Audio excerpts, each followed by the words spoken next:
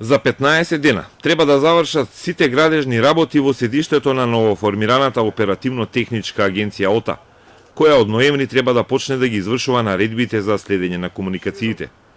Мајсторите носеа материјали за изолација во зградата на Телеком во центарот на Скопје. Тука на трети кат ќе бидат просториите на ОТА каде треба да биде и префрлен и системот за следење на комуникација од МВР. Зградата на Телеком е избрана за централа на ОТА од две причини. Првата е затоа што третина на зградата е во државна сопственост. Втората, поважна причина е затоа што од тука многу полесно и побрзо ќе се поврзе со комуникацијските мрежи кои се во објектот. Според реформските закони, ОТА треба да профункционира од 1 ноември. Градежните работи се одвиваат забрзано, а се уште не е распишан конкурс за пополнување на сите предвидени работни позиции. Надлежните брзаат да го фатат последниот рок, а според информациите на Телма, ОТА има доволен број на вработени за почеток на работата.